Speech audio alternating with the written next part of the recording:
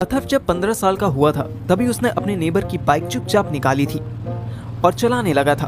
अथर्व कहता था कि वो सपने में खुद को बाइक चलाते हुए देखता था, पर सपने में बाइक चलाना और खुले हाईवे पर चलाने में थोड़ा तो डिफरेंस होता है। सपने में ट्रैफिक लाइट्स थोड़ी आती है। श्रेया से 2 मिनट के लिए मिलकर गया।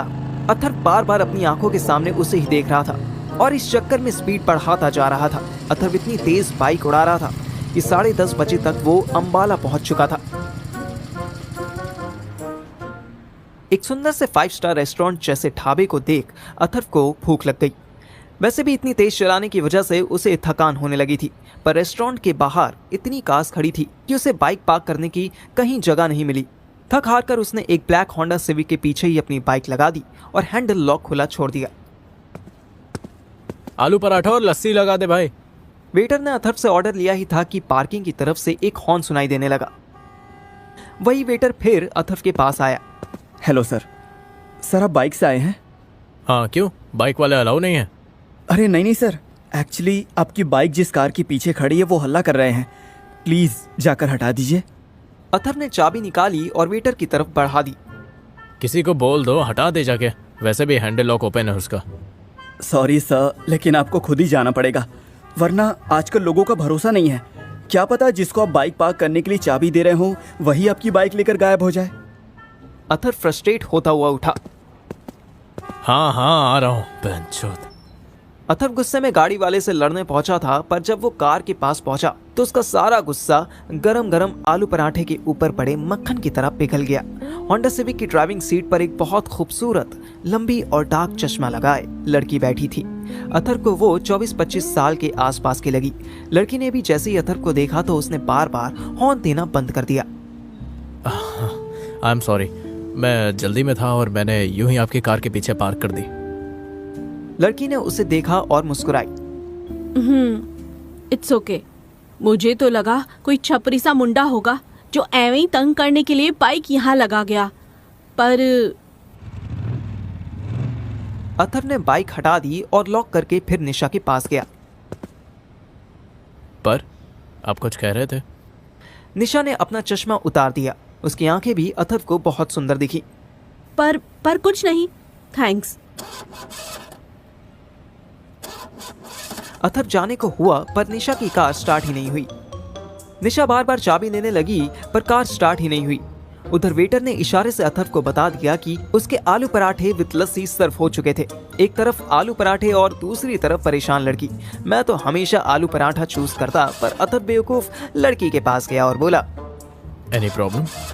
गेस करो क्या प्रॉब्लम है। मे बी बार बार हॉर्न बजाने की वजह से बैटरी लो हो गई हो। निशा ने उसे घूर कर देखा। टॉन्ट करने से अच्छा ये नहीं कि हेल्प कर दे।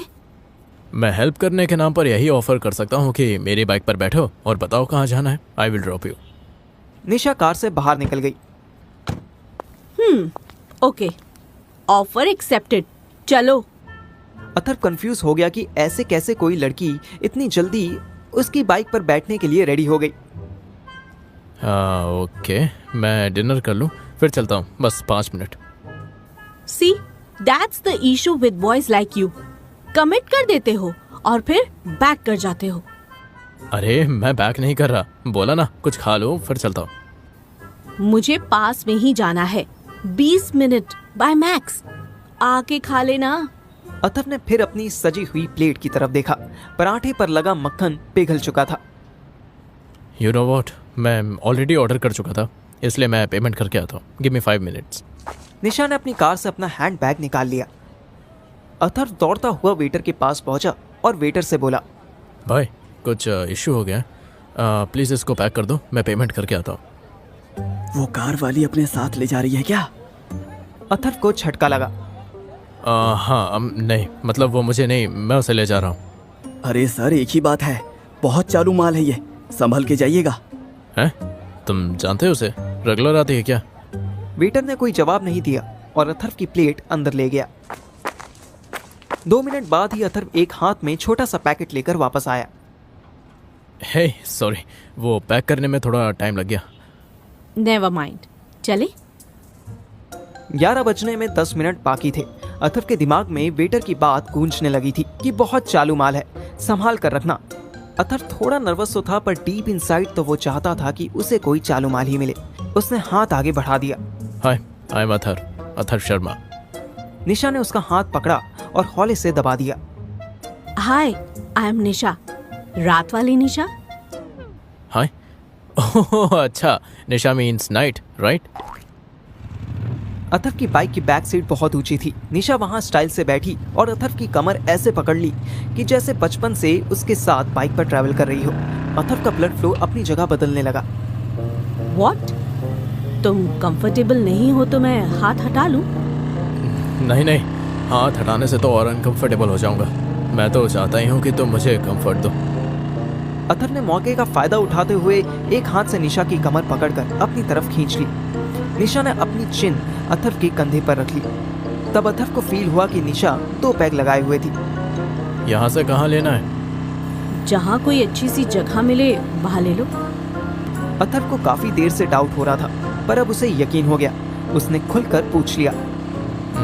ठीक है, कौन से होटल की तरफ हो? डोंट नो, कोई जेंटल सा हो, नीट एंड क्लीन हाइजीन। और तुम्हारे चार्जेस क्या हैं? निशा जो अभी तक हल्के मूड में थी, उसे अचानक अपना मुंह अथर के कंधे से हटाया, उसकी कमर छोड़ दी और बोली, स्टॉप देयर, रोको बाइक, मुझे उतरना है। अरे पर क्या हुआ? तुम्ही तो शट अप, बाइक रोको। मुझे नहीं पता था कि मैं रंडी जैसी दिख रही हूँ। ओह, आई एम सो सॉरी, मैं गलत समझा। आई am truly. Do fuck with your sorry. I said stop this खटारा। अपनी बाइक के लिए खटारा सुनते ही अथर ने तुरंत बाइक रोक दी। निशा उतर गई। Listen lady, I am truly sorry. No, you are not. तुम लड़कों के साथ ये भी एक इशू है।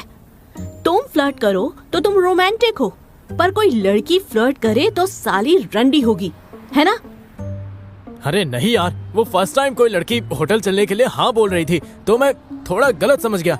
एंड दैट वेटर, वो साला भी यही बोला कि क्या बोला वो साला? बाइक वापस घुमा। नहीं नहीं, ऐसा कुछ नहीं है।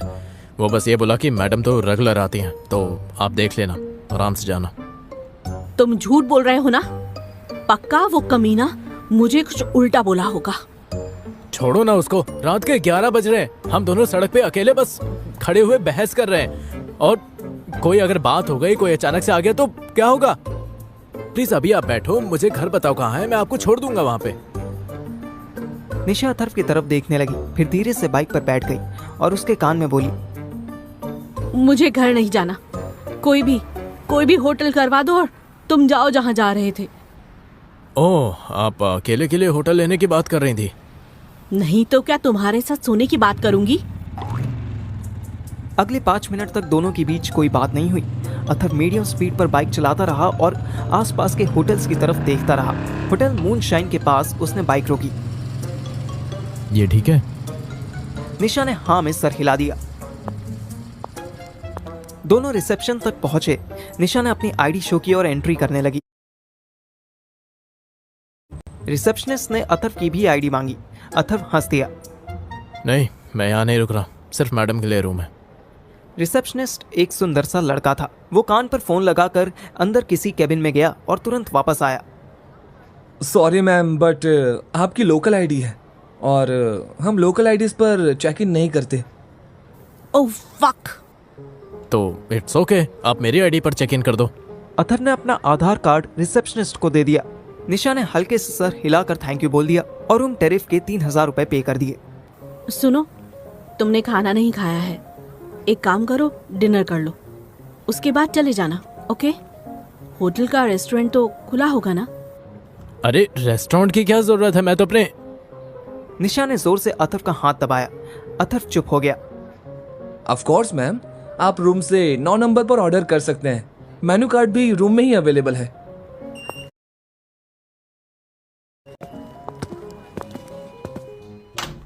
दोनों एक सुंदर से रूम में पहुंचे ही थे कि निशा बोली,